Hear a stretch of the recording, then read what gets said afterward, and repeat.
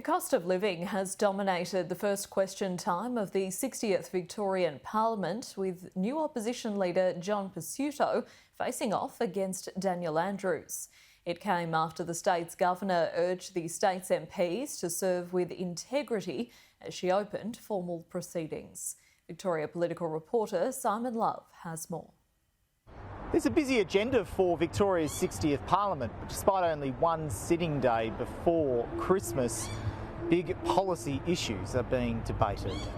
In the first question time, John Pesutto and his shadow ministers chose to focus on energy prices and the cost of living. Can the minister guarantee that energy prices will not rise further?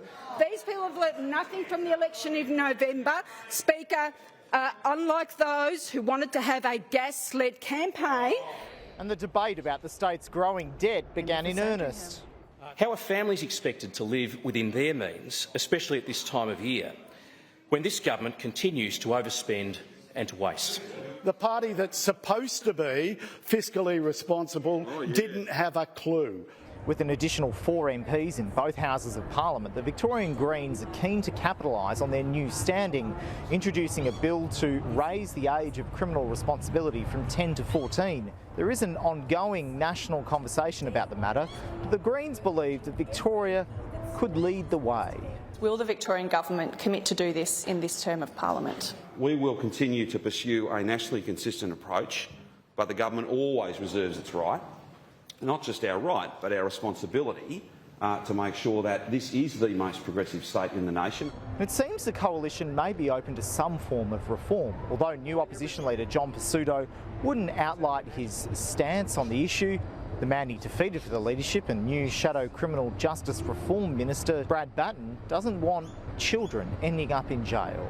I think we've got to be careful if you're just going to raise the age of responsibility, and I've been on record about how I'm speaking about it, but we don't want to see kids under the age of 14 in jail.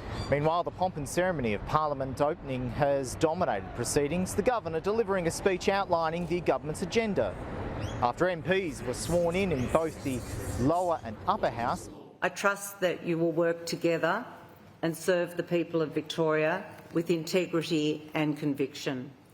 It's now my pleasure to wish you well and to declare open the 60th Parliament of Victoria. Many family and friends here to witness, including One Nation leader Pauline Hanson, celebrating the party gaining a seat in the upper house. The Libs need to stop drifting to the left. Okay, you've got enough lefties in the state. Let's get back to the conservative side of politics and start representing, the people with those conservative politics.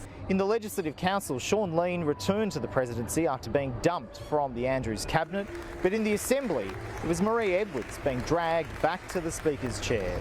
Speaker, it's a great honour on behalf of the Parliamentary Labor Party and the government to be here in such strong numbers, and on behalf of all my colleagues to congratulate you on your elevation to such high office. I should say it's been some time since you and I last spoke in this place. I had to pop out for a bit, but being back, I'm delighted to offer our congratulations to you. Empathy goes a long way in this place, as does kindness. I hope to display both. Thank you so much. Although the first day of Parliament was mostly procedural, the real work will come next year, with the first sittings in February expected to focus on the Premier's pitch to reboot the State Electricity Commission.